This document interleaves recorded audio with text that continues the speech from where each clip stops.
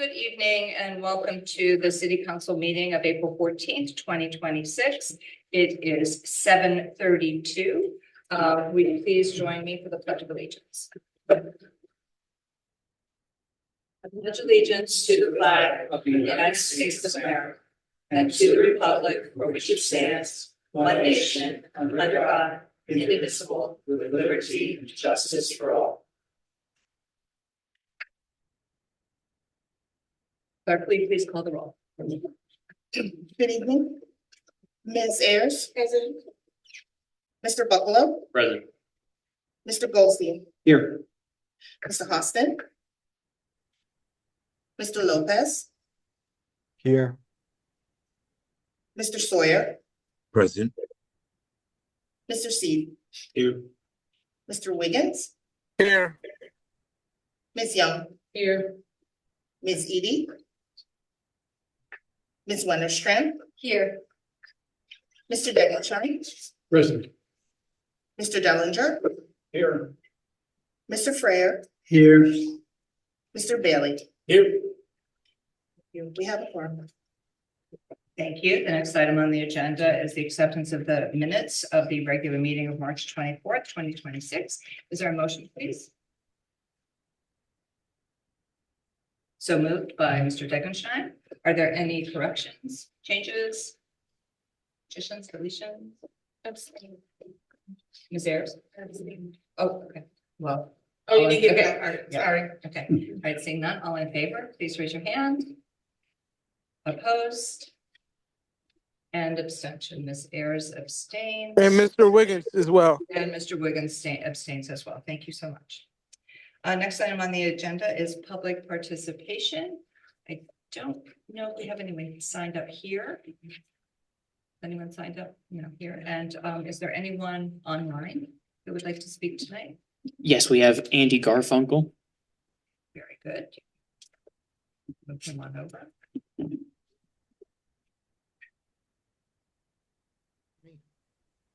Hello.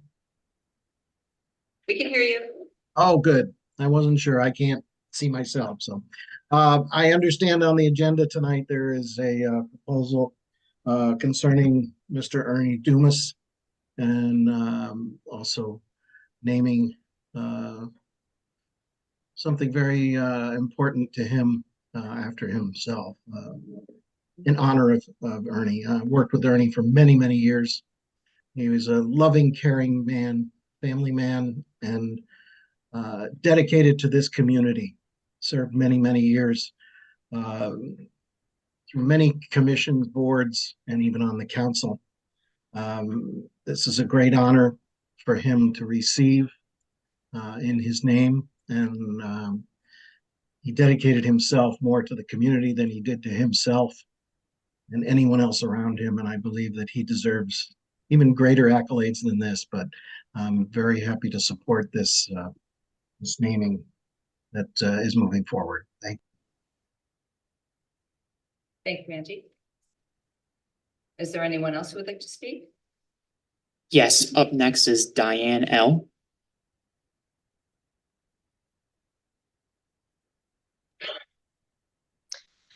Good evening, Mayor, Council President, and Council.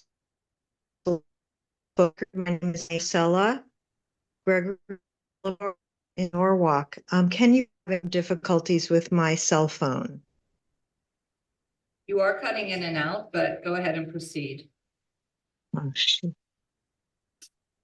Okay, I will try my best to be brief. The first is that I wanted to echo Mr.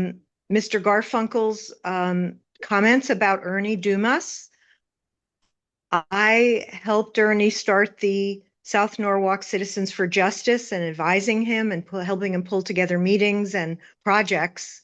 And I believe that the proposed naming of the community room at the new community center is terrific, and I highly approve of this honor.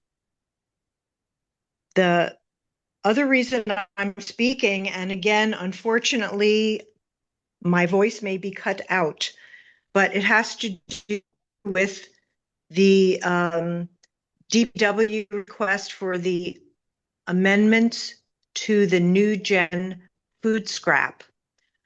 I have spoken at more than one meeting of DPW and the ad hoc sustainability committee. I would like to offer my professional recycling and waste management ideas, because I am glad that there seems to be a request that people other than city staff be included when new gen alternatives. What I'm not sure about is that while there is a mention in the non-competitive that alternatives will be looked at, when I look at the actual body of the request, the proposed scope of services, task number 4 has not been changed. And as a professional waste management and recycling person, I feel that this city needs to begin with the EPA food waste hierarchy, which 30 begins with seconds remaining. reducing the source of the food waste.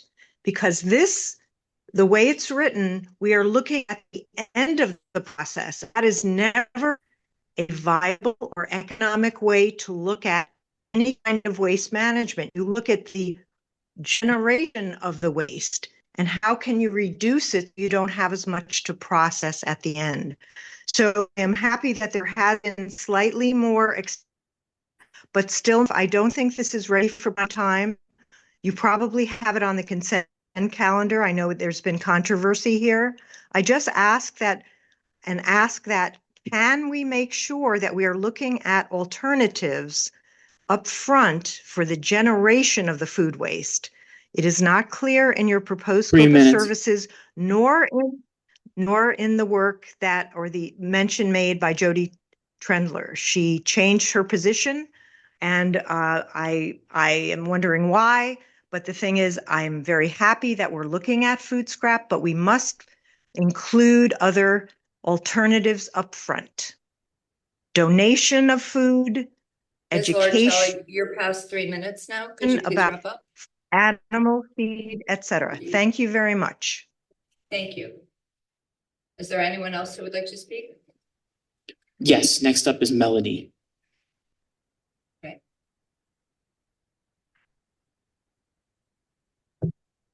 Hello, can you hear me?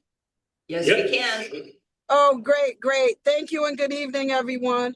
I stand here just to represent Mr. Dumas. I'm sure most of you know he was our Grand Marshal last year in our first Black Heritage Parade. And when I gave him the news that he would be that, all he did, oh my God, I feel like I'm getting emotional.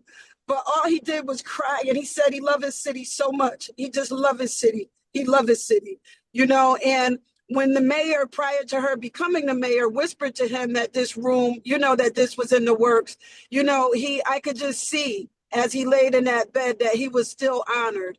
And he's just someone who loves the city of Norwalk. He loves the community. And I just can't thank you guys enough, Darlene enough, and anybody who had anything to do with this for giving him such an honor. And just like I heard someone say earlier, he deserves that and more.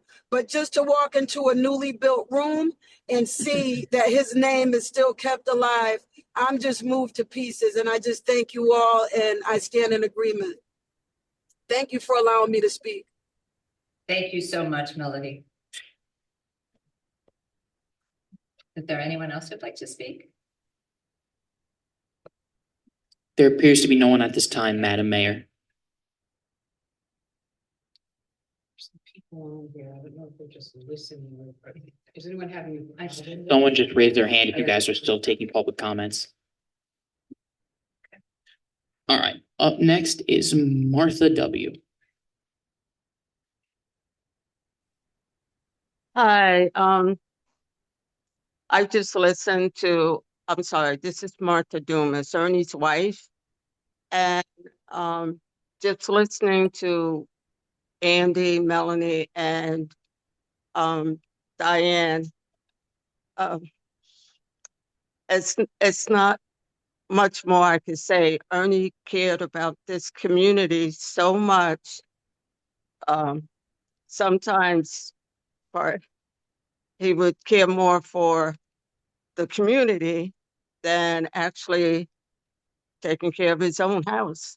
But he loved to help people. He loved to give. He loved to help seniors also in this community and those people that was stuck in Washington Village and how that went. There was so many occasions where he would just go out to help someone. So I really appreciate Diane, Darlene, Andy, and Jalen, all of the people who worked with Dumas at some point of another. And I hope that the center will be in his name. And I can't say much more. Thank you. Thank you so much, Martha. Thanks for being here. Is there anyone else who would like to speak? There's no one at this time, Madam Mayor. Yeah. Representative Sims sent me something to read. Okay, Can I do that yes, now? please do. Yeah, thank you. So dear Mayor Smith and esteemed members of the Norwalk Common Council, I write in full and strong support of naming a room at the new South Norwalk Community Center in honor of Mr. Ernie Dumas. Ernie was a constant presence in our community. He was humble, steady, selfless, and deeply committed to the people of Norwalk.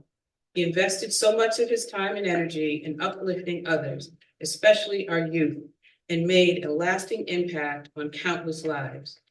His work was not about recognition, it was about service. I'm so proud to have worked with him and call him a friend and colleague. Naming a space in his honor is not symbolic, it's appropriate. It creates a permanent reminder of the standard he set and ensures that future generations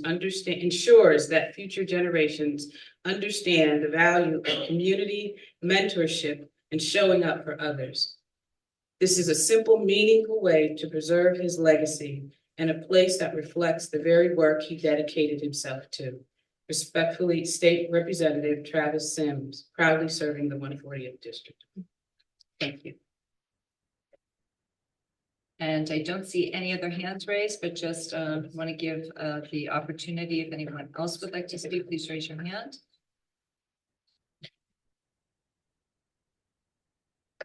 Okay, I don't see any others, so I will now go ahead and close public participation and move on to resignations and appointments. I just want to make a note on the agenda that we have a clerical error.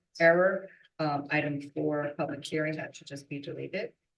And so under resignations, we have the resignation of Richard Moyna from the Planning and Zoning Commission.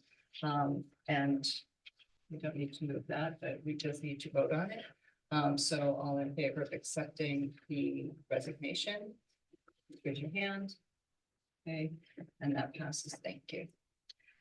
Moving on to appointments. First is the appointment of Heather Dunn to the Historical Commission.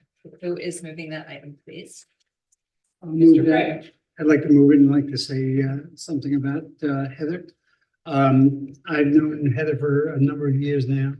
And also as a former member of the Historical Commission, I'm really thrilled to see that she's going to step forward and take her place on the Historical Commission.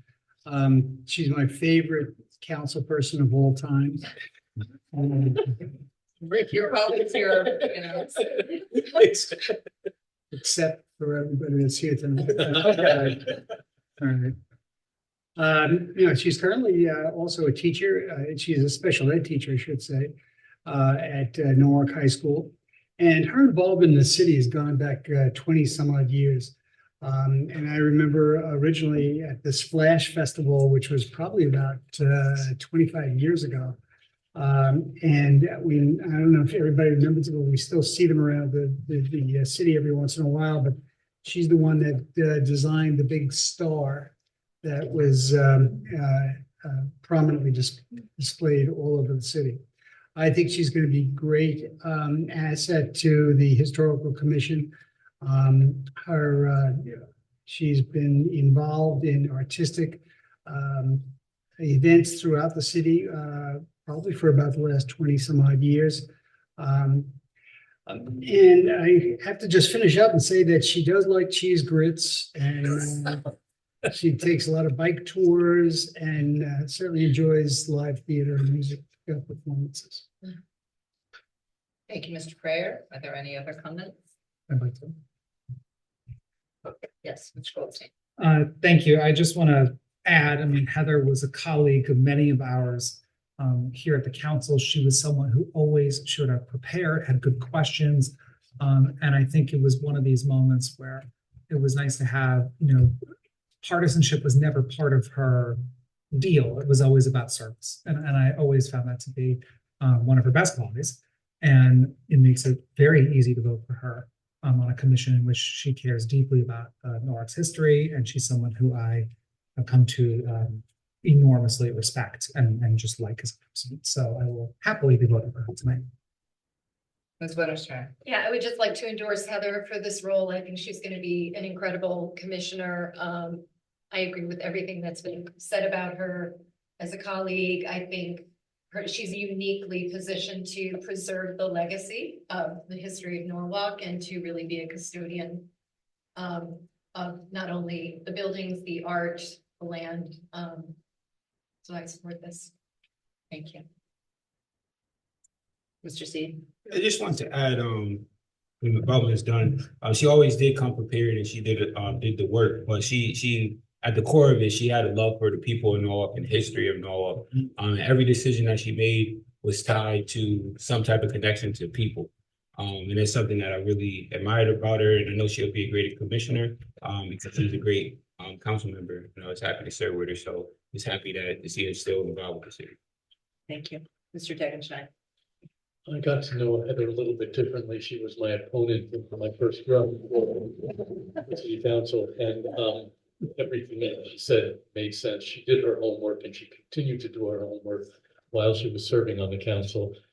She made time for me and for my colleague, Councilperson Dellinger, and we together learned a great deal about the operations of city council.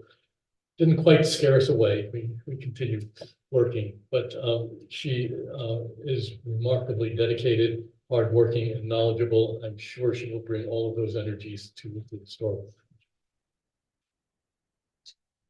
I guess so, huh? Yeah, Yes, yes, he Mr. said everything I wanted to say, so I I just, the one thing that just comes to mind is that she cares, and she cares deeply, and she does things in earnest, right? We might not all agree, but she has that sense of being able to say, I disagree with you, but we still manage to move through the process. And so I just appreciated that about her. When I was in leadership, she was also there as well. And she brought that different perspective and really asking those other questions, right? Those not so easy questions. But I think first and foremost, as Mr. Sweet said, she loves the city. She loves helping people, and it shows in what she does, because she's even on the rescue Red Cross, right? That takes a lot out of it when you're dealing with people who are dealing with such distressful situations. And so she's compassionate, and she's even tempered with the way she approaches things, even when she disagrees with you. I gotta learn how to get there. But I'm so glad that she stayed engaged. I'm sure she will always do. Mr. Sawyer has this. And Mr. Sawyer. Thank you, Mayor Smith. I just wanted to say she has been very, very helpful as a new member. Like Mr. Degenstein and Mr. Dellinger, she's helped answer some questions, and really appreciate it. So this is really a really good thing for the city. Thank you. Thank you. Are there any other comments? I'll just share a few myself. Having the experience of working with Heather here on the council was really, it was really wonderful to work with someone who always expressed such kindness. She always, and continues with that, has such kindness and compassion for people, and took her job so seriously because, of course, as has been said, she really loves Norwalk. She loves the people of Norwalk, and she is a true public servant.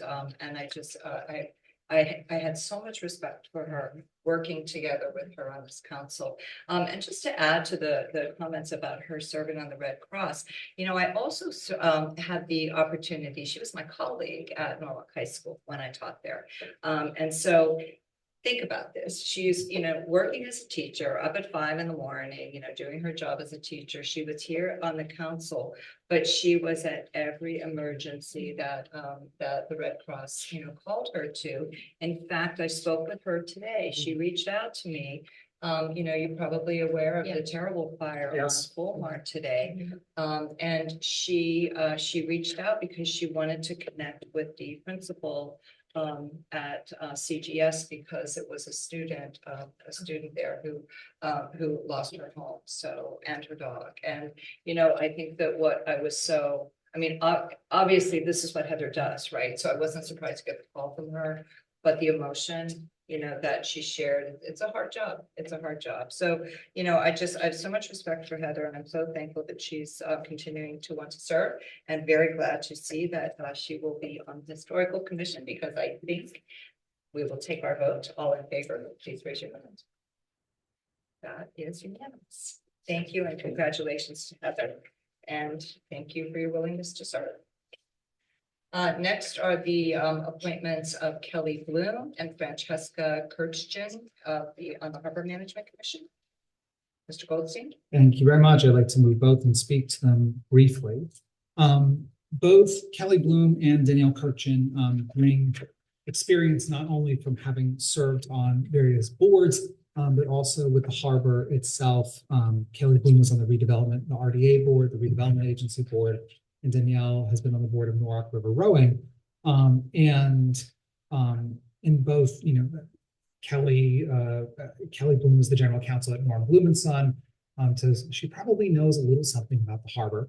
Danielle Kirchgen is someone who's worked in sort of the corporate world and brings a lot of sustainability, equity experience. And I think that it's not only important to have as diverse a set of commissioners on a commission as possible, but also people who have genuine connections to the subject matter. And they do. I mean, whether you're a rower, whether you're involved in industry, in our waterfront, in our harbor is one of our greatest assets. It's one of our greatest commercial assets, and it's one of our greatest elements of quality of life. And it's why a lot of people want to come and live here.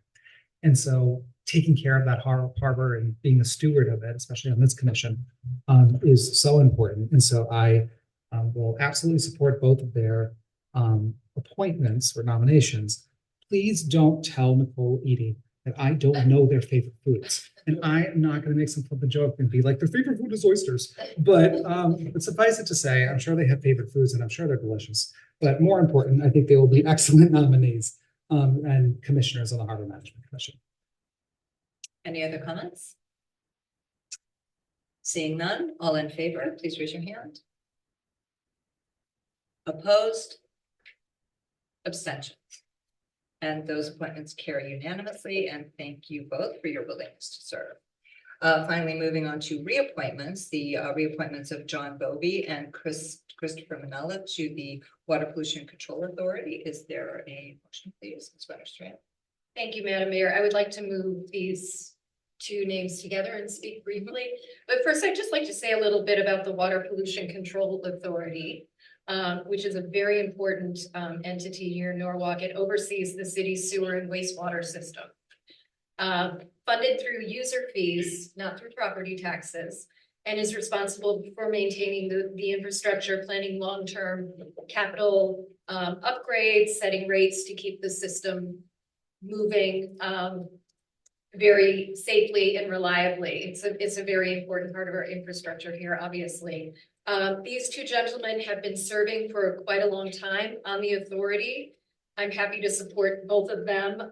They both have provided steady, thoughtful leadership and expertise in their own subject areas, and have played a critical role in maintaining the long-term planning. And I appreciate their experience and the continuity that really matters in this reappointment to the WPCA. Thank you. Any other comments?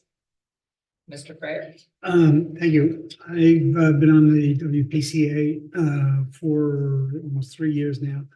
And I work very closely with both these gentlemen, Mr. Bove and Mr. Manella. They are really, Mr. Bove is just a great chairman. He moves the meetings along, no nonsense, it's all business. And as Ms. Winstrand said, these two guys really know their stuff. And it's just amazing. I've learned so much about the water pollution control facility that we have. And the work that goes into maintaining that, and the fact that that our capacity is even increasing the way because of that thing is just running so well. So I heartily endorse their continued participation on the authority. Thank you. Any other comments? Yeah, I'll just, quickly, I had the honor of serving with both John and Chris on the WPCA myself for about 5 years. And, their expertise and the balance that they bring to, very, very important authority that, has a great responsibility is most valued. So all in favor of these reappointments, please raise your hand. Opposed? Abstentions? And those carry unanimously. Thank you so much. Moving on to mayor's remarks. April is both Celebrate Diversity Month and Arab American Heritage Month. I would like to take a moment to recognize April as Celebrate Diversity Month and again, this Arab American Heritage Month. This is an opportunity for us to celebrate the rich cultures, traditions, and contributions of Arab Americans who help shape communities across our country and here in our city. Arab Americans have made meaningful contributions in education, business, public service, healthcare, the arts, and so many other fields. Their stories reflect a deep commitment to family, community, entrepreneurship, and civic engagement, values that strengthen our city every day. This month is also a chance to deepen understanding. Our community is made stronger when we learn from one another, celebrate our diversity, and ensure that everyone feels seen, respected, and welcomed. As mayor, I'm proud that our city continues to be a place where people from all backgrounds can contribute, succeed, and feel at home. This Thursday from 4:30 to 6:30, community partners will host a community resource fair for Norwalk Fair Housing Month. Please join us in the community room at Norwalk City Hall, right here in City Hall, to learn about your housing rights and connect with local housing resources. This is a free event and open to all Norwalk residents. At the event, you can learn about fair housing rights and protections, how to recognize and report housing discrimination, tenant and landlord rights and responsibilities, and local housing and community resources. National Volunteer Week begins on April 19th, and I'd like to thank all of the volunteers throughout the city at various organizations that keep our city moving forward. Whether you're volunteering your time at a food pantry, cleaning up our parks and green spaces, or a mentor at our schools, or gifting your talents to other organizations, we see you and appreciate you very much. Earth Day is April 20th, and I would like to invite everyone to attend our 5th annual Earth Day Festival on the Green on April 25th from 12 noon until 4 o'clock. There will be food trucks, vendors, many demonstrations, cleanups, a trash and show, and more. It was a great trash and show last year. There's also a calendar of events on the city's website of things you can do throughout the month to give back to our planet. We will hold in the community room the job fair, the Connecticut Department of Labor job fair from April 22nd, on April 22nd from 10 to 1 o'clock. Again, it'll be in the community room. Please bring copies of your resume and dress to impress. Arbor Day is April 24th. To honor Arbor Day, Consider planting a tree in your yard or visit norwalkct.gov to learn how you can suggest spots for trees to be planted in the city or all around town as we continue to increase our tree canopy. A budget update, just want to remind everyone that I will be presenting to the BET an updated proposed budget tomorrow night at 6:30. And then the vote on the budget will be on April 20th at 6:30. And just one note in terms of the capital budget. Thank you to everyone for supporting the proposed projects, but I do want to make sure that everyone is aware that there was one item that was accidentally omitted, which was the funding for the ADA compliance. And because that is such a priority, I know of this council, of me and as well as our BET, I want to assure everybody that we will be funding that through a special appropriation. Just a little complicated to get it onto the budget process at this point, but it will be done through a special appropriation. And that is it. And I will now turn it over to Council President Goldstein. Thank you, Mayor. Before the consent calendar is read by Jalen Seed, I also just want to take a quick moment. There was a lovely ceremony last night to celebrate Autism Acceptance Month. And it was a really touching series of remarks, including by the mayor and Senator Duff, but more important by students and people impacted every day by autism. And it was really touching and just a really moving ceremony. And as you'll see on the green, it's lit up blue, thanks to the First Taxi District. And just know that you are accepted and welcome here, as we all feel. So with that, Jalen, I hope you warmed up your vocal cords. For the reading of the consent calendar. Consent calendar is as follows. City Council Committees. Item 8A, Finance and Claims Committee. 1, Claims Committee Report dated April 2026. Item 2A, authorize the mayor to execute the order form with EUNA Solutions for a 40-month term. A total amount not to exceed $51,995.03. Funding available in account number noted. B, authorize the purchasing department to issue change orders on the contracts for a total not to exceed $5,200. Funding available from account numbers noted. Item 3, resolution authorizing special appropriation for transportation, mobility, and parking department in the amount of $457,868 for the Soundview Avenue sidewalk funding, account number noted. Item 4, authorize the mayor, Barbara C. Smith, to execute a contract with CLA Clifton Larson Allen LLP to perform the city's annual financial statement audit for the fiscal years 2026 for the amount not to exceed $123,600. Council number noted, accounting and numbers noted, BOE, other professional firms. Item 5, technical corrections of the City Council action of March 24th, 2026. Item 7A-12, authorize the mayor, Barbara C. Smith, to execute a sole source purchase order on behalf of the Norwalk Police Department for the purchase of 1 police rescue vehicle for a total not to exceed $361,000. Council number noted. Item 6, authorize a special capital appropriation in the amount of $361,000 to be transferred from the communications upgrade project, account number noted, to the city's police department for the purchase of a new police rescue vehicle, account number noted. Approvals for the transfers are required from the Board of Estimate and Taxation, Planning and Zoning Commission, Finance and Claims Committee, and City Council. Item 8B, Recreation, Parks, and Cultural Affairs. Item 1, authorize the mayor, Barbara C. Smith, to enter into agreement for the use of Veterans Park by Triangle Community Center for the Pride in the Park to be held on Saturday, June 13th, 2026, set up on Friday, June 12th, with teardown by Sunday, June 14th at 12 p.m. to approximately 10,000 people.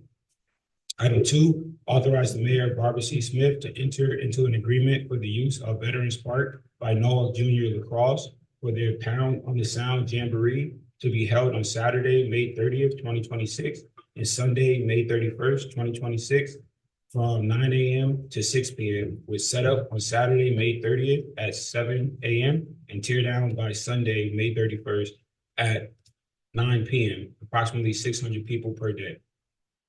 Item 3, authorize the mayor, Barbara C. Smith, to enter into an agreement for the use of Matthews Park by Susan Brown Gordon for the Norwalk's Art Festival to be held on Saturday, June 20th, 2026, and Sunday, June 21st, 2026, from 10 a.m. to 5 p.m. Set up on Saturday, June 20th at 6 a.m. and tear down on Sunday, June 21st at 6:30 p.m., approximately 400 people per day. Item 4, authorize the mayor, Barbara C. Smith, to enter into an agreement for the use of Matthews Park by Ted Thomas Dance Foundation for their Fairfield County Dance Festival to be held on Thursday, July 23rd, 2026, from 6:30 p.m. to 8:30 p.m., set up at 9:30 a.m. and tear down by 9:30 p.m., approximately 150 people. Item 5, authorize the mayor, Barbara C. Smith, to enter into an agreement for the use of Calf Pasture Beach by City of Norwalk for their Shea McGrath ceremony to be held on Sunday, May 17th, 2026, from 12 p.m. to 2 p.m., set up at 9 a.m. with tear down at 3 p.m., approximately 100 people. Item 6, authorize the mayor, Barbara C. Smith, to execute a 1-year license agreement with CP Beach LLC to provide food and beverage services out of their food trailer at Calf Pasture and Shady Beach. Item 7, authorize the mayor, Barbara C. Smith, to enter into a 2-year contract with Arc Sound Stage Lighting for project number 4494, production services for Norwalk Summer Concert Series for an amount not to exceed $12,000 in year 1, $12,600 in year 2, and $13,320 for an option of year 3, funding from account number noted. B, authorize the Director of Recreation and Parks to issue change orders with Art Sound Stage Lighting and project number 4494, production services for Norwalk Summer Concert Series for an amount not to exceed $2,500 in year 1, $2,550 in year 2, and $2,700 for an option of year 3, funding from account number noted. Item 8, authorize the purchase agent to issue a sole source purchase order for Northeast Scoreboard in an amount not to exceed $161,334.37 for the replacement of the Casa Grande Field scoreboard at BMHS for house number noted. B, authorize the Director of Recreation and Parks to issue a change orders in an amount not to exceed $16,000 to Northeast Scoreboard for the replacement of the Casa Grande Field scoreboard at BMHS for accounts number noted. Item 8C, 2, authorize the mayor, Barbara Smith, to execute any and all documents, agreements necessary to apply for grant funding under the Department of Justice, BJA fiscal year 25, Edward Byrne Memorial Justice Assistant Grant, opportunity number noted. Item B, authorize the Chief of Police, James Walsh, to execute any and all documents and agreements as may be necessary to apply for grant funding under the Department of Justice, BJA fiscal year 25, Edward Byrne Memorial Justice Assistant Grant, opportunity number noted. Item 8D, Community Services. Item 1, authorize the mayor, Barbara C. Smith, to execute any and all agreements, documents, instruments, or amendments as may be necessary with Carver Foundation, Inc. to provide fiscal assistance for the 2026 Summer Enrichment Program in the amount of $147,000, account number noted. Item 3, authorize the mayor Barbara C. Smith to execute any and all agreements and amendments with Education Development Center, Inc. to process payment for online training tentatively, thank you, scheduled for March 2026. Item E, Economic and Community Development. Item 1, technical corrections to the City Council actions of February 10th, 2026. Item 7D1, authorize the mayor, Barbara C. Smith, to execute an agreement with Berry, Dunn, McNeil, and Partners LLC for project number noted, community development software and services for an amount not to exceed $204,000 for implementation oversight services for a new online permitted and licensing system on a sole source procurement basis. Account number noted. Item 2, authorize the mayor, Barbara C. Smith, to execute a contract agreement with Found Designs LLC, DBA MERJE, in the amount of $114,750 for project number noted, Norwalk Citywide Wayfinding Program, account number noted.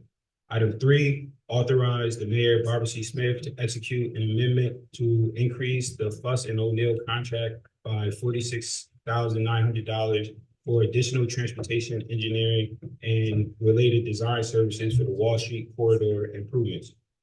B, authorize the Director of Transportation, Mobility, and Parking to execute the amendment to increase the contract with Fuss and O'Neill for an amount not to exceed $4,690, account number noted. Item F, land use and building management. Item 2, authorize the mayor, Barbara C. Smith, to execute an agreement with David Scott Parker Associates LLC as a sole source vendor for architectural design services for the Lockwood Matthews Mansion Museum Conservatory Restoration Project for a total not to exceed $55,000, including a reimbursable amount not to exceed $5,000, account number noted. Item 3, authorize the mayor, Barbara C. Smith, to execute an agreement with A. Venti Excavators LLC for police headquarters and plaza restoration project for a total not to exceed $223,000, account number noted. Item B, authorize a contingency allowance for a total not to exceed $22,300, account number noted. Item 4, authorize the mayor, Barbara C. Smith, to execute an agreement with A Preferred Construction LLC for the South Norwalk Library roof replacement project for a total not to exceed $140,875. Funds are available from account number noted.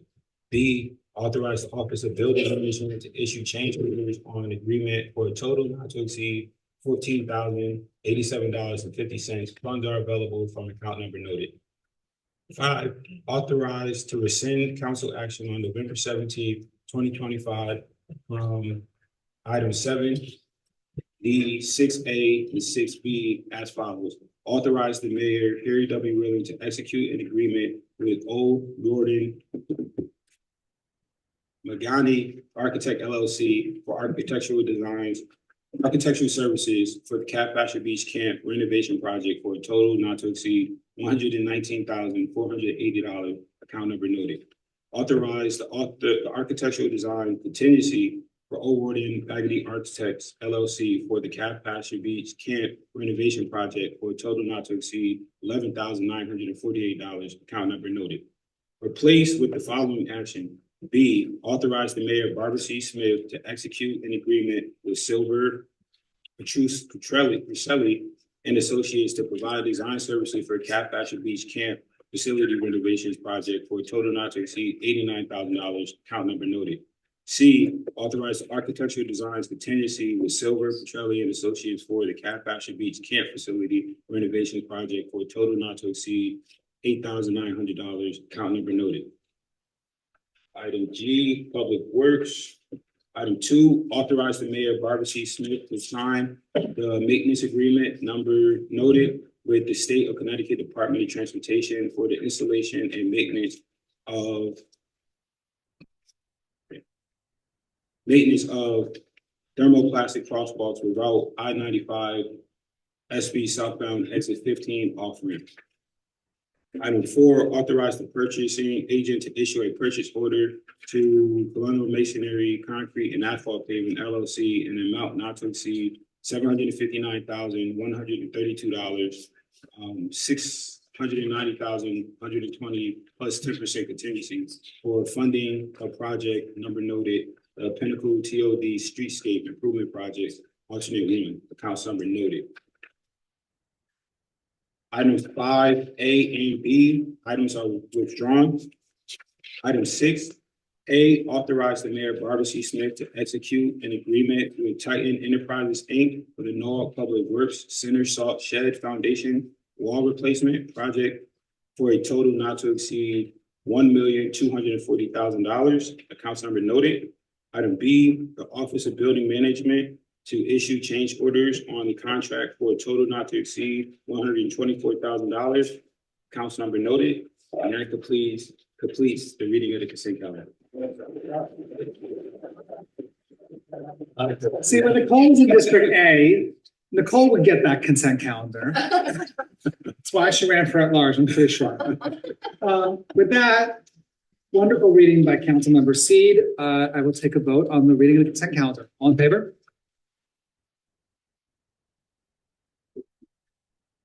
All right, looks pretty unanimous to me. Back to you, Mayor. Thank you, Council President Goldstein.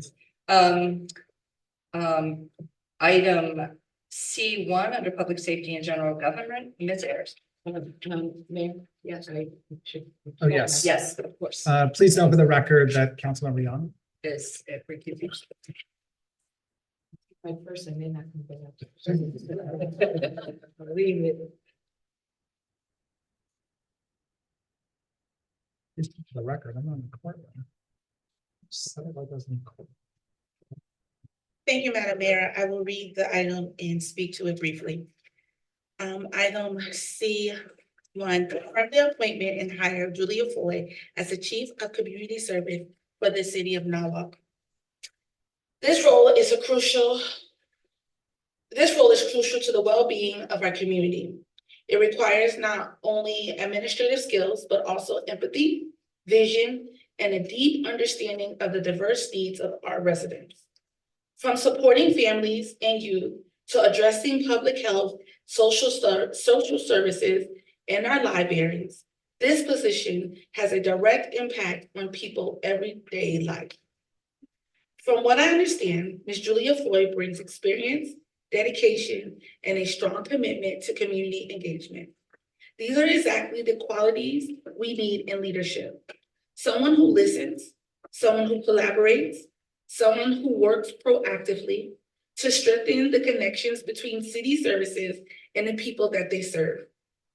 At a time when many communities are facing complex challenges, it's important that we appoint leaders who are thoughtful, responsive, responsible, and focused on solutions. I believe Julia Foy has the potential to serve Norwalk with the integrity and the effort that we deserve. I respectfully urge my council colleagues to support the confirmation of Ms. Julia Foy as the Chief of Community Service. Thank you, Madam Mayor. Thank you, Ms. Ayers. Mr. Buckalow. So I just want to say that this is an excellent appointee. I've worked with Julie since she started her role at the Odyssey Family Executive Center in 2023. For my colleagues that don't know what the FEC is, it really is a mini resource hub, and it provides a ton of resources, training, and opportunities for families through the Odyssey Preschool and Early Childhood Learning Center. And it's an awesome program that's quite unique to preschools, and it's the right experience for what's needed at the Community Services Department. And a few other kind of experiences I want to speak to why I think Julie is an excellent pick. One, she's on the Board of Education in Stanford, and I'm with her previous teaching experience and being a principal, which, as you all know, I value is a really important experience for anybody to have in this in the work of human services. I think it'll be really great to explore further partnership and collaboration and with our Board of Ed and our school system through this department and her experience. She's also on the Stanford Public Education Foundation, which is a foundation that mostly gets funding from a variety of corporations in Stanford. And I think it's really exciting to bring that philanthropic perspective to this department and role. We talk a lot about how we can diversify revenue here in Norwalk, and I think she brings the right experience of knowing what that looks like in Stanford and taking the best practices, as well as she's on the Soul Giving Fund, which is a new FCCF, Fairfield County Community Foundation fund, and has a variety of relationships through that philanthropic source as well. So I'm really excited by her relationships that she brings. And we actually had her on a panel last year that I moderated around authentic community engagement. And Julie really spoke to the importance of meeting people where they're at, building true relationships that are focused on equity. And I'm really excited for her to be potentially in this role. I do want to give a shout out to our Chief of Staff, Lamont Daniels, who has really created a solid foundation for this department, and a brand new department and a brand new role that has so much collaboration across the nonprofit community around partnerships and the Community Resource Hub, and there's a Community Resources Call. These are really great examples of what the department has done in the past, but I think with Julie's experience, she's going to be able to take it to the next level. And so I'm just really excited by all the experience she brings, and really excited for the next step. Thank you, Mr. Bucklow. Mr. Wiggins. Thank you, Mr. Mayor. I just want to really echo a lot of what my colleague just said. Anyone that I see in the community doing the work, you know, with that level of experience and still, you know, connected to the community is the right person for the job. I really appreciate, you know, I've seen her multiple times in the community doing the work, sacrificing, and I think that's what it takes to run this type of position, along with all the other things that Councilman Buckalow just said. So I'm 100% in support. I'm gonna say 110% in support. And just you know, thank you for picking someone that's really gonna be, you know, community orientated, and you know, and I'm pretty sure and I can rely on her to think outside the box and think about the things that's necessary for the community because of her experience and so on and so forth. So Ms. Mayor, I think you got a good one here, and it's some big shoes to fill because Lamont been at it for some time, but I think this perspective is going to be good. So Thank you, Mr. Wiggins. Mr. C. Thank you, Madam Mayor. I think I just want to start by, because I think what Norwalk needs now, and especially in this budget cycle, we talk about like the burden that is going to be placed on the taxpayers, and not just from taxes, but with the cost of living increases, the burden that's really on the Norwalker, not just Norwalk, but all across the country. And what the world needs right now is strong community services, and this position is going to be vitally important. What really sold me is that luckily we got to sit and chat in conversation with Ms. Foy. She understands that she has big shoes to fill, but I think the wording that she says is that she's ready to take it to the next level and go. And I think that that's important. It also is strong that we have Chief Daniels that's here, really to pass the baton and pass it so that she can run and strive and go farther. She has a strong relationship, like was brought up, with the nonprofit community here in Norwalk. But another thing that kind of really stuck with me is that she was one of the recipients, or the organization was, of the mini grants. She knows about the importance of the smaller organizations and the impact that they have in our community. And that's something that we talked about on this council in the previous council. But she just understands holistically the needs of Norwalk. She understands that when people need help, they shouldn't have to tell their story multiple times, that they should be able to tell their story one time. And she's interested in building something where people can keep their dignity when they need a hand up. And that's just something that really touched me, because I think she not only would she be able to help the community, but she's connected to communities. You have empathy to really help people with dignity, and make sure that they don't get looked down on just because they might be in need of some help. So really excited because your communication and you're in the community, like Councilman Wiggins said, and I'm really excited to see what you do. And I'm not gonna say you have big shoes to fill, because I'm ready to see what you do in the future, and I think you're ready to do it. And thank you for really not saying you wanted to just keep what the mind had going, but you just want to take it to the next level. And that's what everybody wants to see when you see something created, and you take it and see it grow. So thank you, and excited to see what you do. Thank you, Mr. Seed. Any other comments? Mr. Goldstein. Thank you, Mayor. I'm not going to repeat what my colleagues said, but I want to say it was an absolute pleasure to get to meet with you, and obviously your reputation precedes you, and that's a compliment, it's not a bad thing.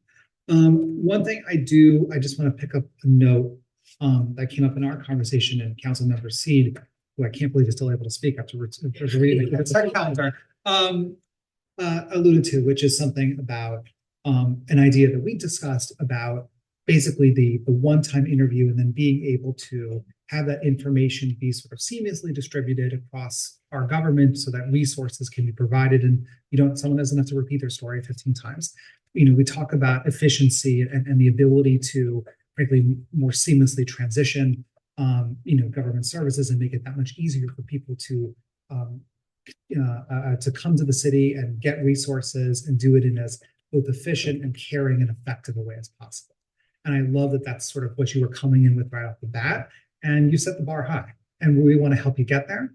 I think that is the future of effective community service, is being able to use technology and a real thought about, providing services in as efficient and caring and deeply connecting a way as possible. And I think that that's something that, this team between yourself and Chief Seth Daniels and Brandolin, this is one of the most community services oriented administration the city's probably ever had. And so I think it's really a moment to make a big stride forward in this set of policy. And I think you are the person who is perfectly positioned to do that. And we want to be partners with you in helping make that possible. And I also just want to quickly say what Councilmember Buccalow said regarding philanthropic outreach and developing relationships is incredibly important. Not just from a revenue thing, but also because there are all sorts of opportunities, and you know this better than I do, but building relationships is so important to serving the public, especially one that a lot of people sometimes don't know, but a lot of the core services really do come from this guy. And so it's just the stakes are high, but that's what we do. And I have no doubt you're going to hit the ground. So I can't wait to vote. Are there any other comments? Just a few myself. This was a really important role to fill for the city. I was one of the early supporters of establishing the Community Services Department, and very honored to work with Chief Daniels when he was hired and chair that committee.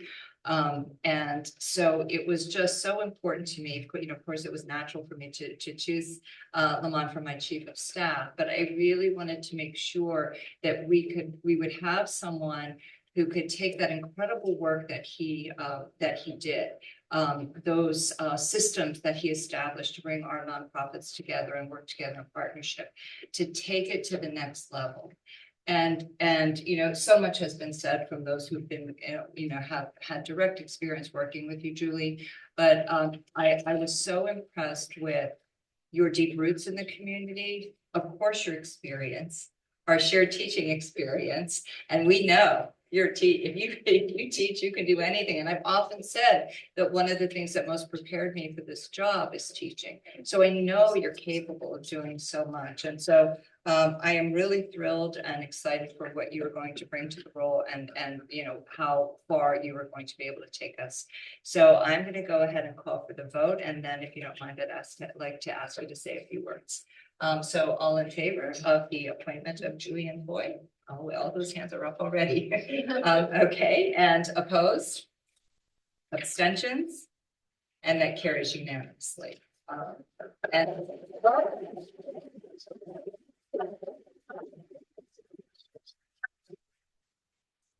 Yes, welcome to Norwalk. Thank you so much. I'm truly humbled. I truly want to thank City Council, Mayor Smith. Thank you so much for this opportunity. Councilmember Nicole Ayers, thank you so much for pushing this forward. I'm incredibly honored to step into this role and to serve the city of Norwalk in this new capacity. Norwalk has been such an important part of my journey, and I've had the privilege of working alongside so many dedicated families, organizations, leaders who care deeply about making our city stronger.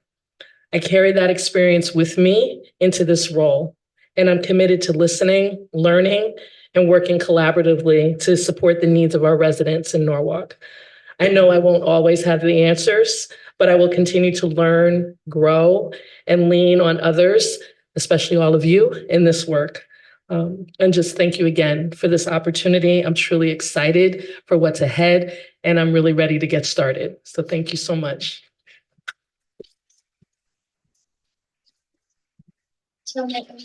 May I have a point of personal privilege? Yes. I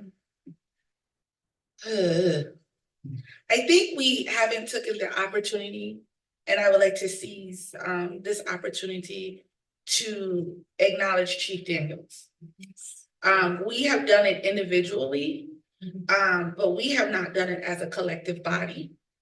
And I think it's befitting at this moment. When I came on this council, I didn't know how I felt about Chief Daniels. He has a lot of energy. And sometimes that energy can be intimidating. But the energy comes from a good space. And energy comes from a heart and a soul of someone who wants everybody to win. And when you have the mentality that you want everybody to win, when you wake up, you have to have a lot of energy because that's a heavy lift. I have seen this man bring partners together. I have seen this man build systems. I have seen this man take a little and make it into a lot. And I have sat in this seat for several years and say that the community service department is not funded to the need, but he has always taken whatever we have given him and made it better than whatever we had asked for. So Chief Daniels, I say thank you.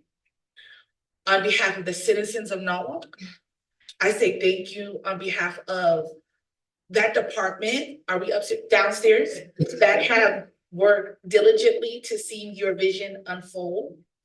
I say thank you on behalf of Anna Vivian, who transitioned somewhere else, who was right in step with your vision. I say thank you for every partner, every nonprofit, because I was one of those, that you brought to different tables. I say thank you for every young person who like you impacted and they didn't even know. I say thank you to this council who you made our job a lot more palatable. You were always prepared. You always had a little graphic to get you through. Or a PowerPoint. And so I say thank you. And we are excited in this new venture that you're going into as the chief of staff. And I know that my colleagues are expecting the same energy. Brenda, I'm praying for you. And the same dedication and the same forward vision that you had as chief of community service. I call you chief out of former respect, but you truly are the chief now. And I think that is just so wonderful and befitting. And I'm always a person that likes to give people their flowers while they can smell them. So from my heart to your heart, chief, here are your flowers. And I would ask everyone to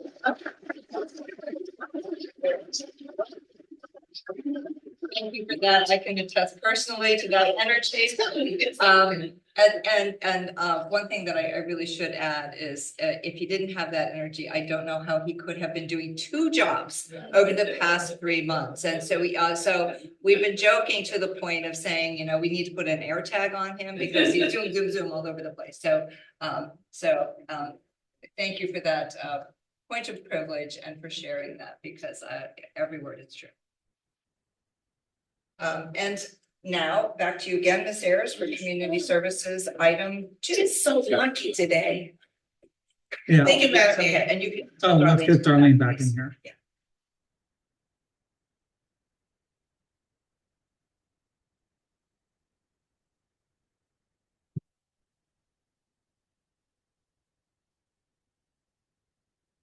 It's too quiet. We need to bust out a song. So Did you know Lamont doesn't drink coffee? That's You don't drink coffee, right? Coffee. Yes, he does. Excessively. Oh, that started. Okay. He started. When he became chief of staff, he started. Let's go ahead and move on. Okay. Okay. Thank you, Madam Mayor.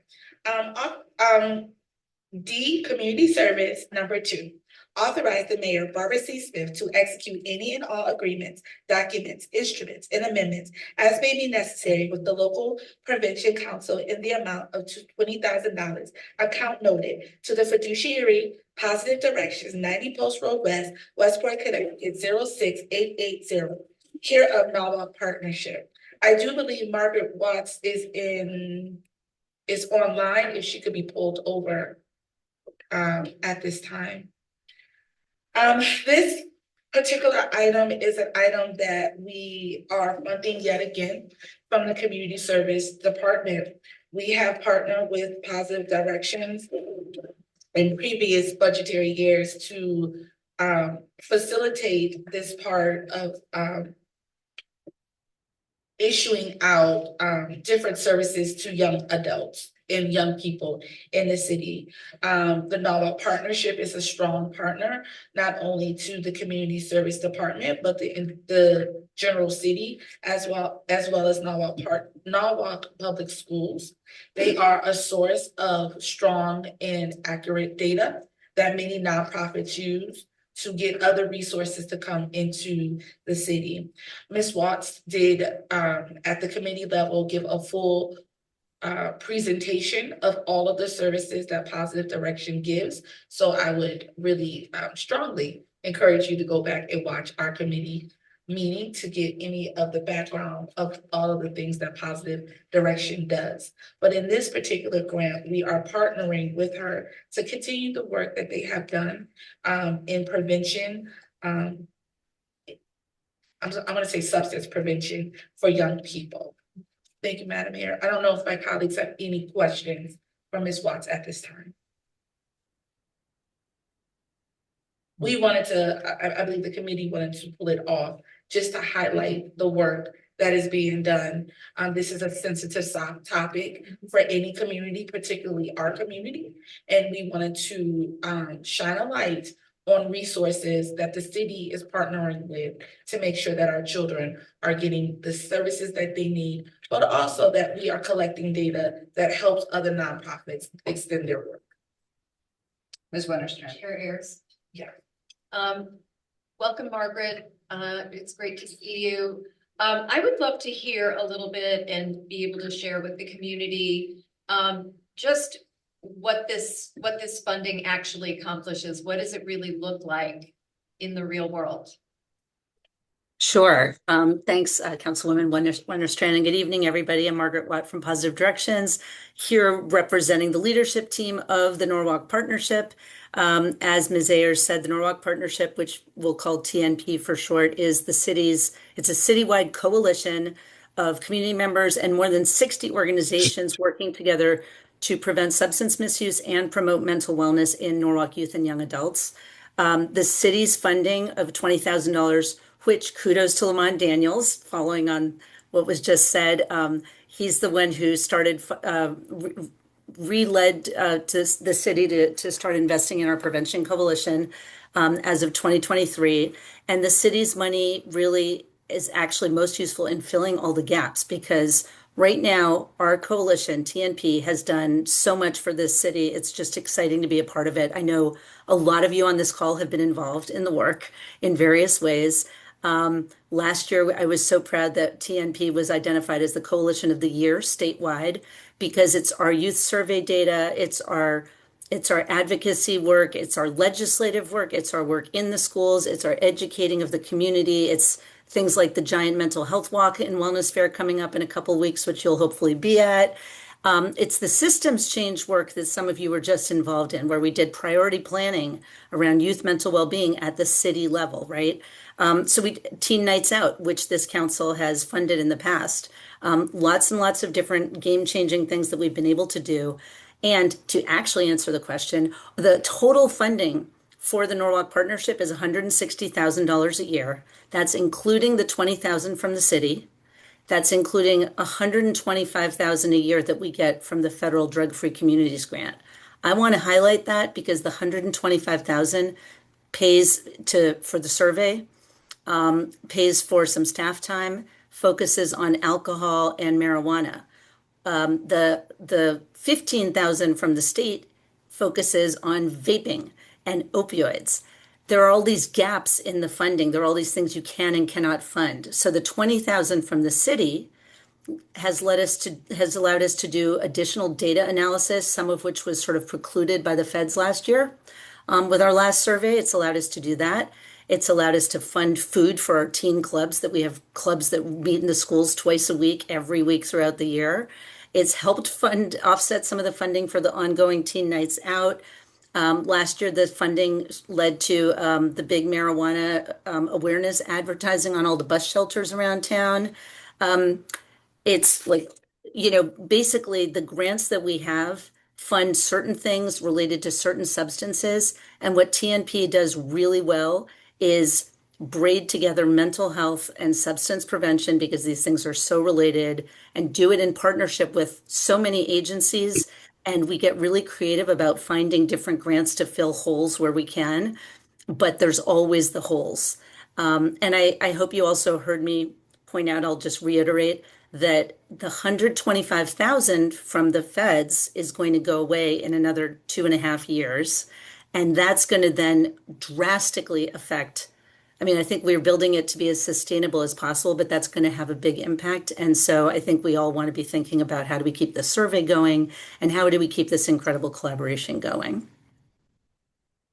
Thank you, Margaret. Thank you for all the work that you do. We really, really appreciate it. Are there any other questions for Margaret? Mr. Bucklow. Just to comment to thank Margaret and all the work that Positive Direction does. I've partnered with Margaret for 6 years, and they work on a lean budget for all the things that they do.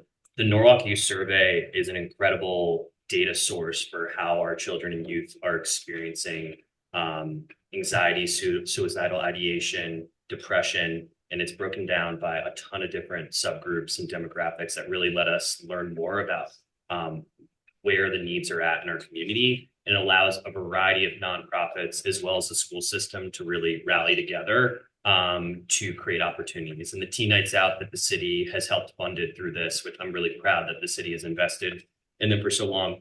A lot of our youth talk about especially the ones in high school, talk about not having opportunities to be in spaces and that there's nowhere to go. And so the Teen Nights Out is a structured but yet informal gathering and opportunities for kids to just connect and build relationships, which is so needed with our newest and youngest and brightest generations. And I just think there's a variety of other things that the organization does, and want to thank Margaret for everything she's done for our community, and really excited that the city continues this investment into the organization.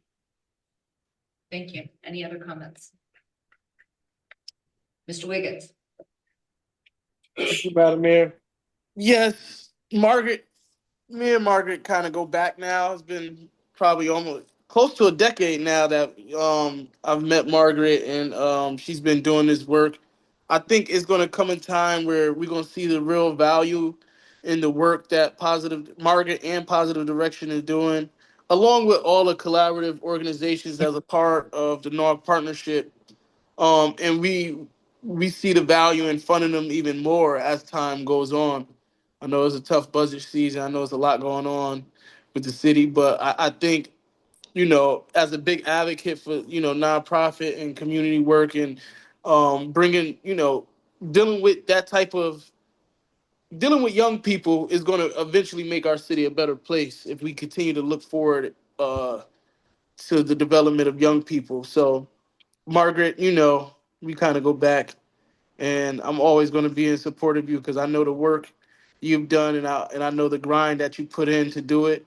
I volunteered for a lot of those Teen Nights Out, so I kind of know how those things work. I also, try to recruit for those type of events. So keep up the good work, and hopefully we get to a point where we delegating more money to support these initiatives. Thank you, Mr. Wiggins. Any other comments? All right, seeing none, all in favor, please raise your hand. Opposed?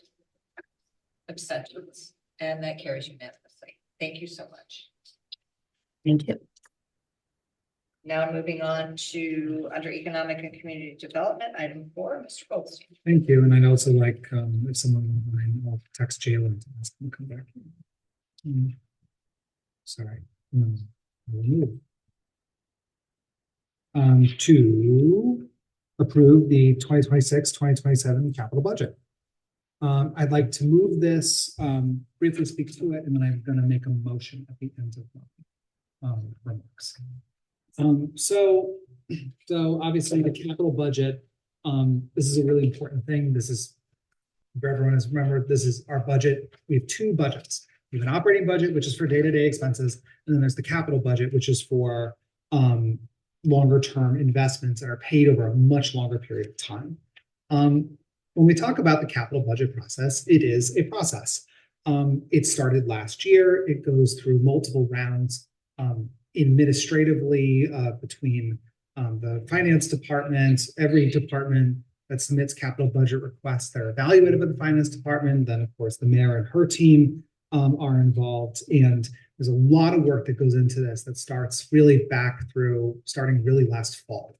So this is a long road that happens every year. And so I just want to first take a moment to thank all of the department heads and staff, with particular recognition to Jared Schmidt, who's here, and his team for doing a ton of legwork to go through this. And so I just, and I know that this year, not only was there request for capital budget, but then there were requests to reduce those budgets and make them, fit within certain parameters, so that we make sure that we are as optimized as possible as we strive towards maintaining our AAA bond rating and dealing with financial challenges outside our control and within. I want to also recognize Jay Habansky and the Economic and Community Development team for not only working throughout their process and their own requests, but also for helping us run a really effective council process where the Economic and Community Development Committee had multiple meetings in late March and early April where we met with every single department in public. And everyone went through their budget requests. That is there on YouTube. You can see it, so you can know what this capital budget is, because it's a whole range of projects. This total capital budget of $68,100,999, which makes me feel like I'm going to Bob's Discount Furniture for a second. But then $999 is not just a number. It's capital dollars being allocated for important projects. And in this year's capital budget, some of those projects include $6 million in paving improvements, resulting in miles of street being paved across the city, nearly $1 million in new sidewalk construction, $250,000 to renovate the Sailing School building at Calf Pasture, as well as $350,000 to construct a 3-season pavilion at Calf Pasture, replacements and repairs for band instruments, upgrades to public work facilities, and several public safety upgrades and equipment funded actually from about a fund of about $4+ million in surplus money previously budgeted and bonded from a 911 dispatch outfit that we're now actually repurposing for a number of really important public safety upgrades. And I just want to, again, just say that this is a really collaborative process. This capital budget was reviewed by the Planning and Zoning Commission to make sure it was in adherence with the POCD, or the Plan of Conservation and Development, which it was. And it was also went through the Board of Estimate and Taxation, in which they recommended this budget as well. And so this is a long and deliberative process, but I want to give kudos to all the staff who logged many hours. And obviously I want to give kudos to the mayor and her team for the same, but we are here now. And this is a good budget and one I'm proud to vote for. I do want to make one motion, which is something that came out as part of our deliberations and through testimony given at our meeting, as well as subsequent discussions. So I am going to make a motion to amend the capital budget to reduce the Lockwood Mansion code and repairs for $1.5 million to $1.25 million, making the total capital budget $67,850,999. This is not a punishment or a docking of any kind. It was actually that it came out during the meeting that there was more reserved for this particular expense that was actually necessary.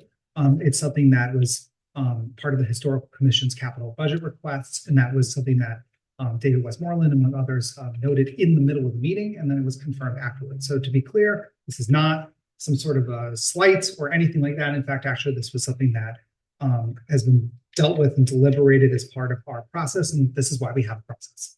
So I am making a motion to amend the capital budget. Okay, Mr. Goldstein has made the motion. Any comments or questions? All in favor? I do have a comment. I commend the commission and just everything that's been done. And honestly, we need to do more of that where we find we have monies to put against the budget or this process every year. We need to do so. So I commend the Historical Commission for coming forward with that and being open and honest about that. And so, and I think that needs to happen well when it can. Agreed. And let me just be clear, you're making a motion to approve So the first capital we- budget with the reduction? Or you- Correct. Okay, okay. All right, So yes, that was the motion I made, or we can do it where you We can make the do it that motion way. to amend. No, we can do and it then- that way. Okay. As amended. Do it how you said it. Yeah, Yeah, which is as amended. no, yeah. Okay, okay. So any other questions or comments on the capital budget before we vote? I would just like to take a moment to thank our CFO Jared Schmidt, Tom Ellis, Kim Kinsella, your whole team for doing a really, really great job. You know, we reduced the capital budget significantly last year, and you know, you've just done a really great job, Jared. So I just want to express my appreciation to you for walking us through this process. So thank you so much. And another hand. Because this is what I really meant to say too before he said. I just have to say kudos to you and your team. As this first go round as mayor and having to go through this process and stepping into something that was pretty deep. Sure was. It was pretty deep. And to Jared and being a city employee for this long and being around this table for as many years as I have, I think because this was such a bear to wrap your hands around at the beginning when you stepped into this, and where we are now because of all the hard work and the work that your team did and the city and all the employees. I mean, everybody really had to dig in and dig deep, and we got there with not a lot of ire from residents, and so. We don't know what's going to happen next year, but we'll take this as a win and move forward. And kudos to everybody on this council and the folks on this council. Good job. Good job. Thank you. Thank you. Okay. Oh, Mr. Frey. Yeah, I'd like to just jump in on this too. I think that there's a lot to be said about what goes on behind the scenes here. And I think that Jared and his team, Tom Ellis and the rest of the team really have introduced a new paradigm on how to approach this budget. In the past, we would get numbers and it was kind of all over the place. Now there's a 5-year plan, there's possibly a 10-year plan that we can take a look at and see how far our capital needs go and exactly what those capital needs are. And that helps us to determine how much we can afford to borrow, how much we can afford to pay for going out for the next couple of years, next 5 to 10 years. So without that analysis, this thing would be just a mess. So I really want to thank Jared and his team. The level of professionalism that we see today is far and away greater than what we've had in many, many years. And that goes back to when I was on the BET 6-7 years ago.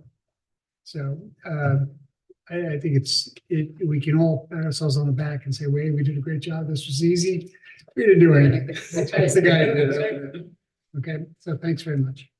and I couldn't agree more with that, having been here for, now 9 years myself. You're really professionalizing the finance department, and I really want to acknowledge that. And just let you know how much we appreciate it. So that being said, I think we will now call for the vote as amended on the capital budget. All in favor, please raise your hand. Opposed? And that carries unanimously. Thank you so much, everyone. Now we are moving on to land use, item F1, Mr. Bailey. Yes, thank you, Madam Mayor. I'll introduce the following two items, speak to the first, and then ask Alan Lowe to help me speak to the second as well. So the first item is approve the naming of the community room in the Norwalk Community Recreation Center in honor of Ernie Dumas. This is a big honor for me to speak to this. Mr. Dumas, a former District B Common Council member, lifelong South Norwalk resident, and one of the city's most dedicated activists and servants. Ernie Dumas passed away this past January, but his impact on Norwalk spans decades and will be felt for decades to come. I unfortunately did not know Mr. Dumas personally, but over the last several months and before that, I've learned about his outsized impact on our community from my colleagues, his family, and fellow residents. He served on both the Common Council and the Norwalk Democratic Town Committee, but was really known throughout the community for his hands-on everyday activism that defined his life, from neighborhood safety initiatives, annual holiday and toy drives, and many other important community initiatives. Mr. Dumas's advocacy grew out of a deep personal connection to Norwalk, and specifically South Norwalk, the neighborhood where he built his life, raised his family, and really changed many lives. Mr. Dumas was known for blending compassion outreach with practical ground level organization.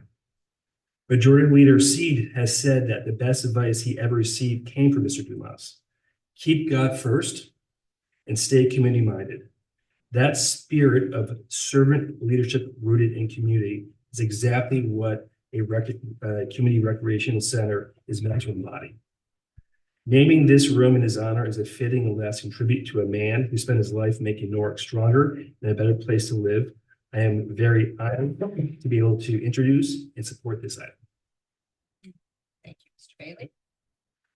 So you've moved it. I moved it, yeah. Okay, Sorry. just want to double check that. Comments, Mr. C? Yeah, we spoke about Mr. Dumas before, and I think that we all could probably speak for at length about Mr. Dumas.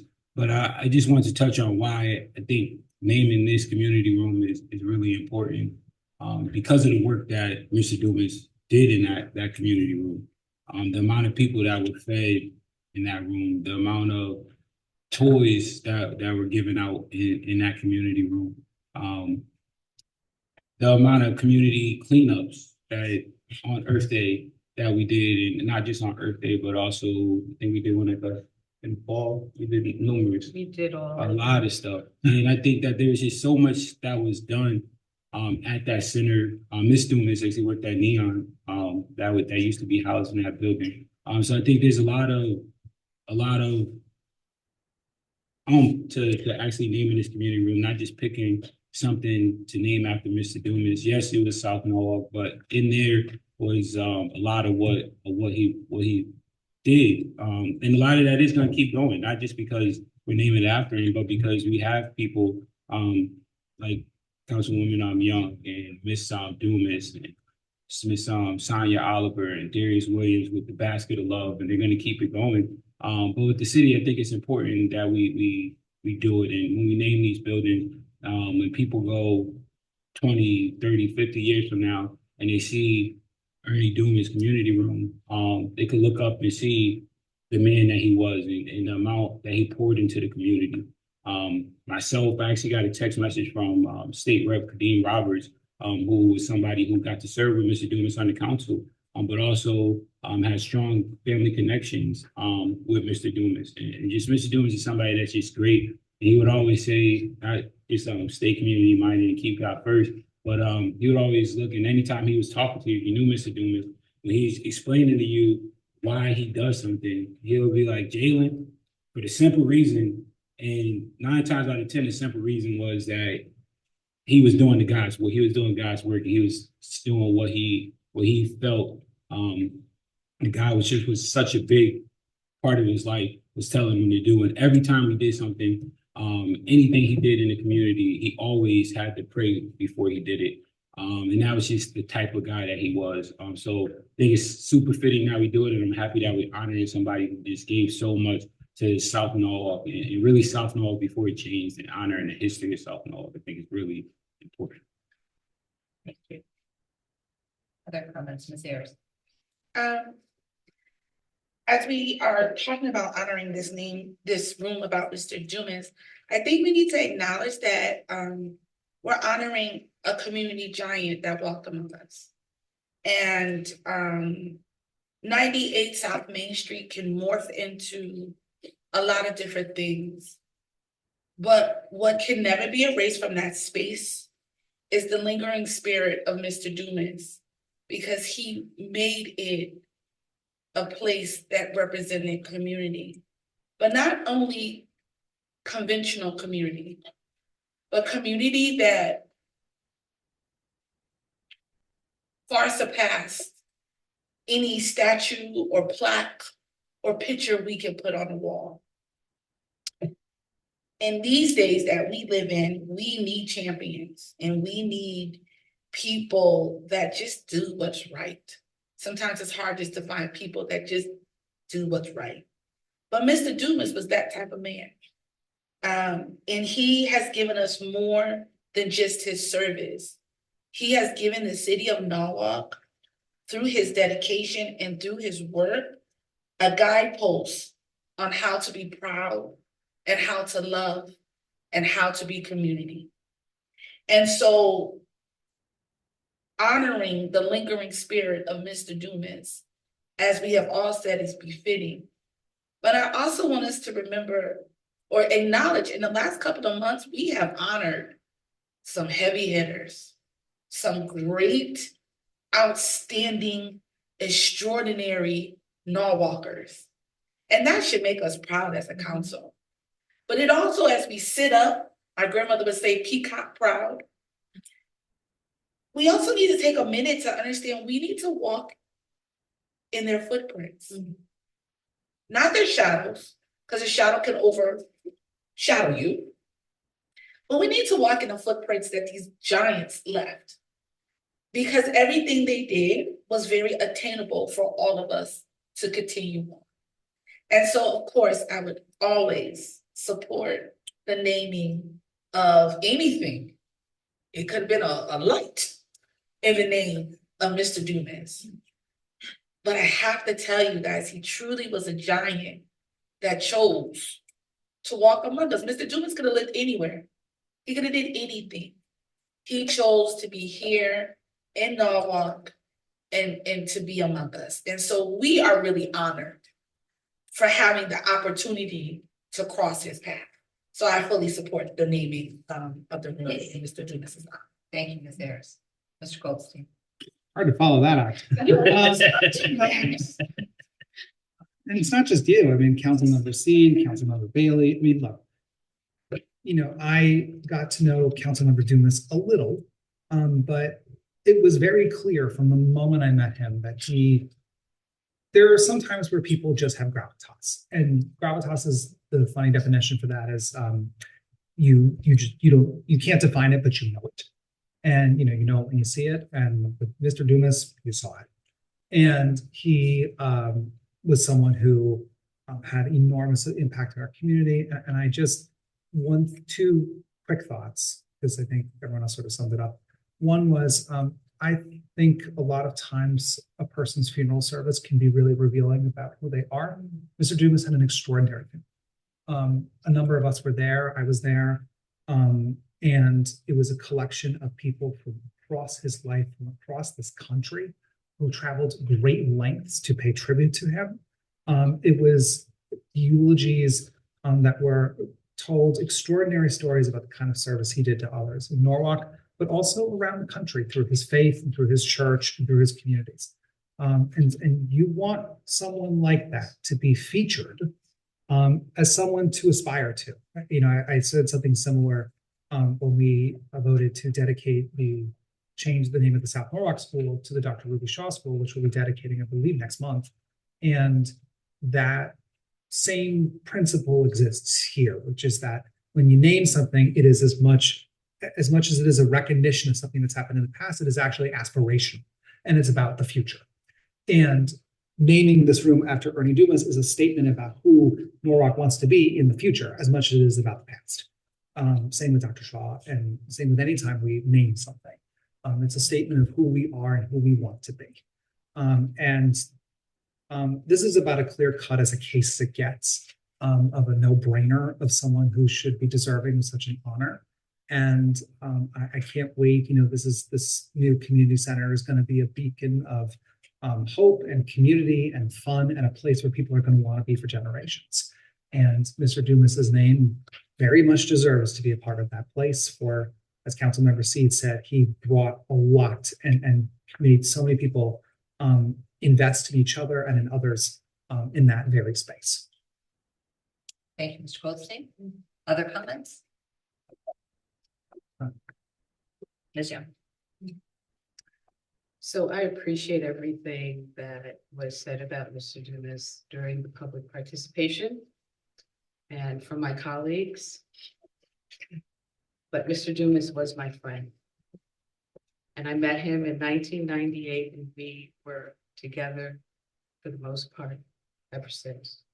He didn't like me at first.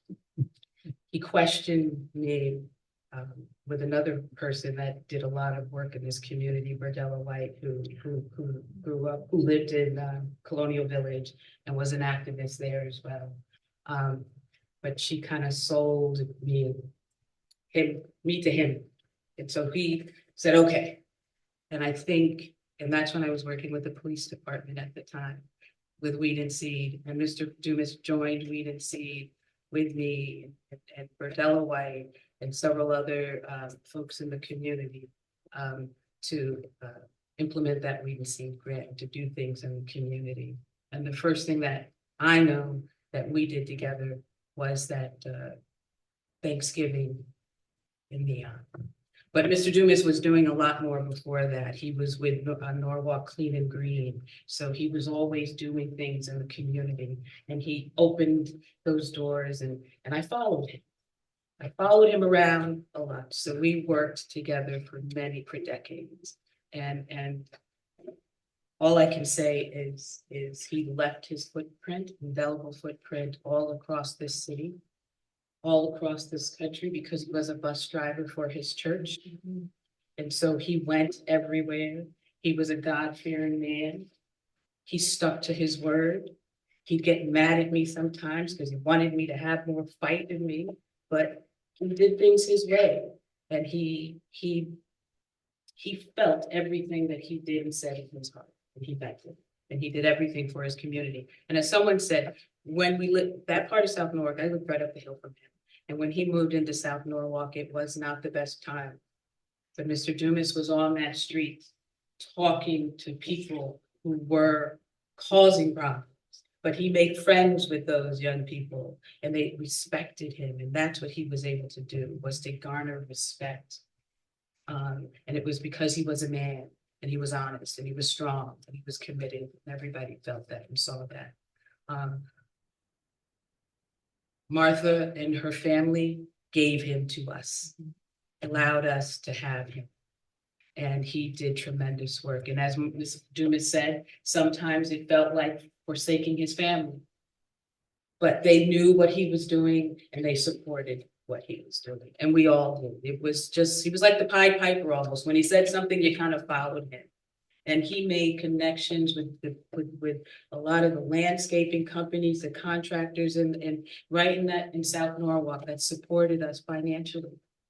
They helped us with all the things that we did. So this recognition and honor is more than well done. something that he embodies what this means to have something named after a person. I don't want to say, I have to say it. I love him. I miss him. Martha and his granddaughters and his daughter, they have a lot to be proud of. And as a council, I'm happy that we are taking this step to do this in this community. Because what's happening in South Norwalk, and we know as the community develops, gentrification happens, and the people that were beneficiaries of the work that is done are all gone, will move away. But we've got this lasting monument in honor of this man. So thank you. Thank you, Ms. Young. Thank you. Ernie was my friend. I first met him when he came, well, maybe a little bit before, but you know, we sat right there where Jan and Richard are sitting side by side, and we became buddies. And you know, I'm not going to repeat everything that was said. We know what he did, right? But it really, you know, like you were just saying, Darlene, you know, that space, it gives me such joy in my heart to think that every young child, every person who walks in that room, from, you know, the naming forward, when we reveal it, will have Ernie's spirit there. And it's just an incredible way to honor him, because it's such a symbolic place for him. We know what, you know, what he did for South Norwalk and all, you know, walking, you know, he was out there all the time, but that was such a sacred space, and it is a sacred space. So I just am really, really so happy that we can do this, and that he'll live in our hearts forever. So thank you, everyone. I am going to call for the vote. All in favor, please raise your hand. And that's unanimous. Thank you. Okay, next, oh, Mr. Bailey, item 6. Yeah, we have one more item. Is Alan Lowe online? Can you raise his hand and make sure he's a participant? He said he was joining. Do you want me to promote him to a panelist? Yes. Please Okay, he's rejoining. Right. Okay, well, he's rejoining. I can just read it and then we can discuss it. Number 6, approve the increase of the change order contingency allowance at the additional amount of $700,042,720.39 with Newfield Construction Inc. for the South Norwalk School construction project for the purpose of installation of a design-built rooftop photovoltaic system. Account number noted. Alan, okay, Alan's there. So before Alan speaks, I just want to sort of highlight a couple of things. One is, you know, we're always trying to push solar as much as possible in any construction project we're doing. It's always at the sort of forefront of our design and our goals. But the reality is sometimes solar doesn't make sense given the nuances of the project. It costs too much money. It won't give the benefit that we want. But you know, in this case, it does. And so we do want to highlight when we're successful. We want to highlight, you know, the success. So and I'll let Alan speak a little more to the details of this. Good evening, member of council. Yeah, before I start, you know, before I get to the solar projects, I just want to catch up with Darlene a little bit. So me and you need to get together, talk about Ernie, the community room, how we're going to do this. So we can do when we do a naming, whether it's how we're going to set it up, we need to catch up together. Regarding, yeah, I know Ernie for a few years too, and we have some funny stories. Anyway, topic on hand, solar. The city of Norwalk through the years, I just want to give a little brief history so that the member of council knows where we are in terms of how little, how much we have done so far. The city probably started around 7 to 8 years ago. We actually went out for RFP and designated a preferred developer. At that point, it's Green Skies. And through that process, we have completed 4 projects so far. Starting out with it's a conjunction with Board of Education or public school. The first one was Narrow School. We put a rooftop system in that building, and then subsequent to that, we actually did Pony School, and then to Jefferson, and most recently, through a different solar developer, we completed a Cranberry School project. The way the city implement these projects, we are trying to minimize the city's capital expenditure. So we do not go out and bond money directly to implement solar projects.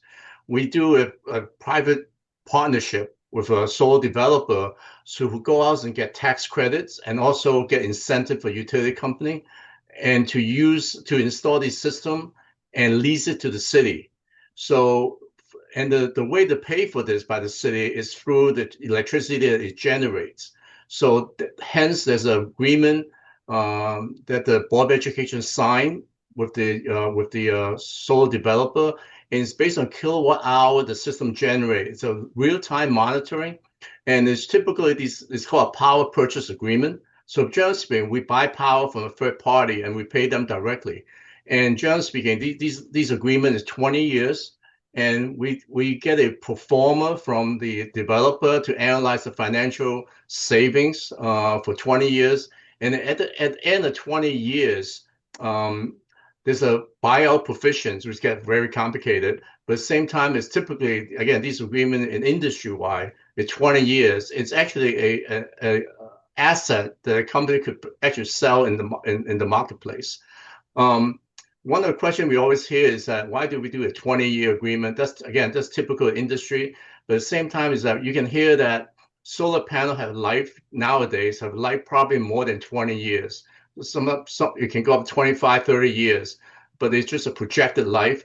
What triggered the important factor in all of this is that when we typically do these projects after we install a brand new roof.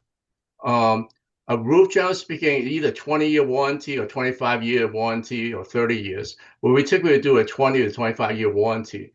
So, just because we have warranty doesn't mean the roof doesn't leak. I mean, we have roof system that leaks from, throughout its life of the roof. It is a struggle to try to find a leak on the roof. You own a house, you know what that is, especially on a flat roof. You could be leaking in one spot, and then, and then the leak could be, 15 feet away. So the life of the solar system is really not the life of the panel. It's really the life of our roof, because in 20, 25 years from now, and when we do need to replace the roof, we'll never put the system back in. Technology is going to change, and the efficiency of the system deteriorates through life. So again, when we talk about a solar panel for a roof system, we talk about it could potentially be 25, 30 years, but the real life is really based on the roofing membrane.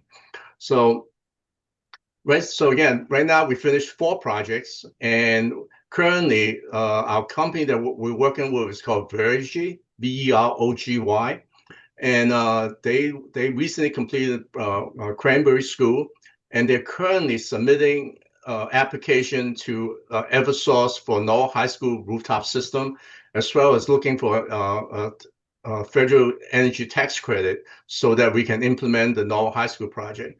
And that project is probably be installed by spring or summer 2028. So we typically don't put a system in until the new roof is finished, probably about 9 months afterward, because we want to go through the initial installation period so that we make sure there's no leaks in the new roof and all. So we don't want to put it right after. We probably wait 6 months, at least 6 to 9 months before we actually install the system. So we got into South Norwalk School, which is the topic of approval tonight. I had this idea back probably like 3 years ago about doing a solar system more than just a rooftop, because we have some land and upper portion of the site that's not really accessible due to ADA compliant requirement. So I thought it's a good idea to include that upper portion of the site as a ground mounted system. And don't quote me on this number. We were projecting that the energy consumption of the building is somewhere between 800 to a million BTU per year. Not BTU, I'm sorry, kilowatt hour per year. If we do a combined system, the rooftop and ground mounted system will generate about 1.2 million kilowatt hours per year. So the combined system would have generate more than the electricity that we use for the building.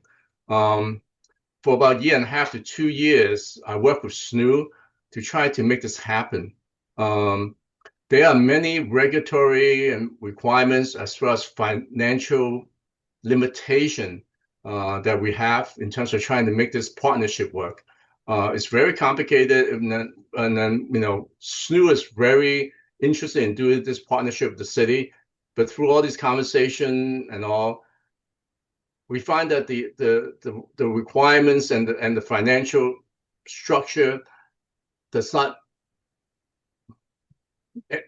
help to bring this project to fruition. So after a year and a half, 2 years, we decided to move on. And again, it's not because the SNU didn't want to do this. They are very excited to try and do this together, but the number just doesn't work out. So at the end of the day, we move away from each other. And the only resolution I have left at that point, this is probably like a year ago, was that in the event that we have money remaining from the South Norwalk School construction project, we can use that money. The South Norwalk School is budgeted $76 million. So we are trying to save enough money that potentially we can do this as a capital improvement project as part of the construction. And so we are having some residual fund from the construction project. And so I applied to the state to get them to accept the rooftop solar project as part of the school construction project, which enable us to get 60% reimbursement.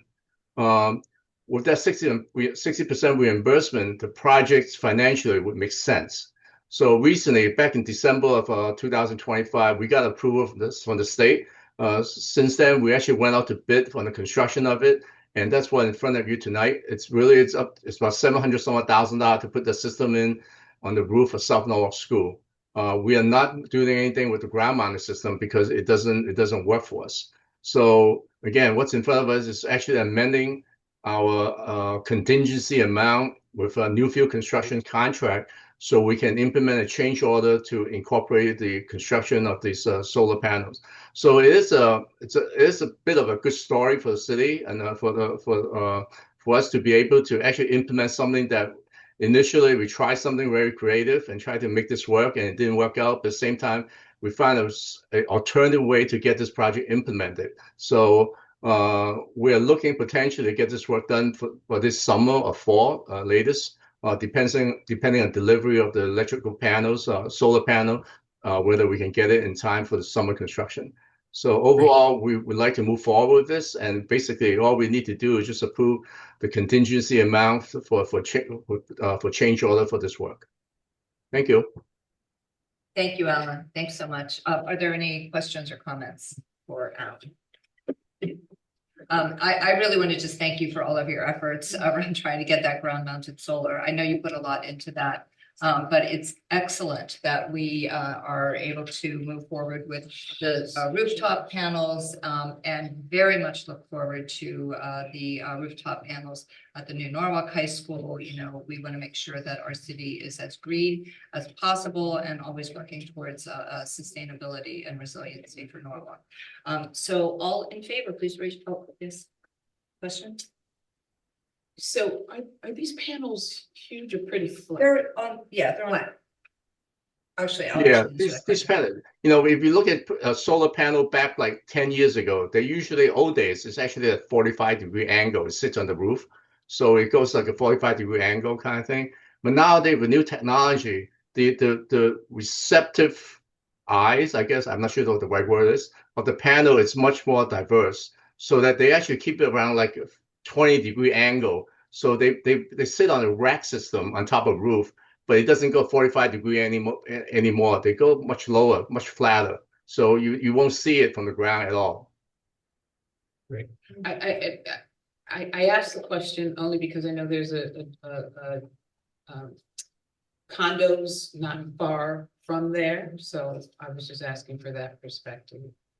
But I don't think that we can see or hear them.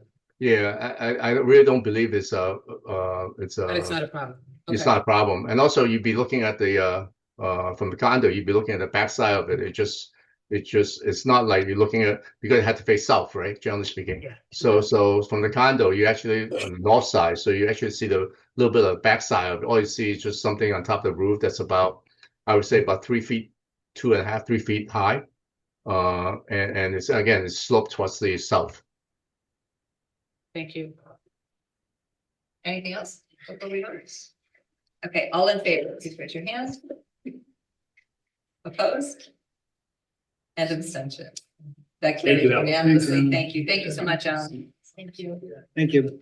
All right, moving on to item G1, Public Works, Ms. Winterstrom. Yes, and I would like to invite Vanessa Valadares and Tom Zabo to move over and thank them for staying up late and for their patience.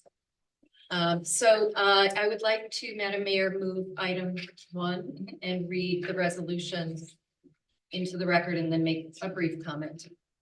Item 1, a resolution of the City of Norwalk establishing a temporary moratorium on the acceptance and processing of new applications for the honorary and historic naming of city streets. Whereas the City of Norwalk recognizes that the naming of city streets is a significant matter that reflects the history, culture, and values of the community.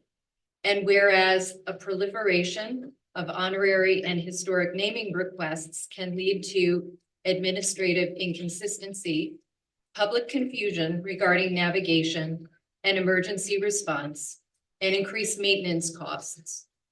And whereas the City of Norwalk finds it necessary to review and update the existing policies and criteria for street naming to ensure a fair, transparent, and rigorous evaluation process.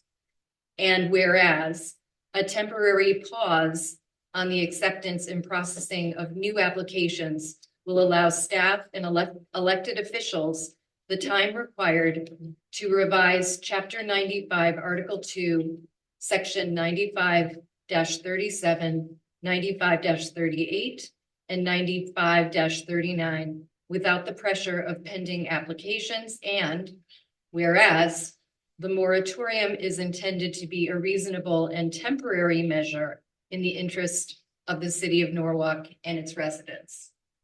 And I wanted to read that as we had questions from residents clarifying that. This is a temporary pause, and it allows the ordinance committee to do the work of clarifying, coming up with a much stronger framework within which to evaluate the applications that come in. It is going to be a temporary pause. And I wanted to emphasize that this will not affect any applications that have already been filed. Thank you. We'll turn it over to Ms. Valadares for some additional comments. Yeah, if she, Or if anyone has any questions.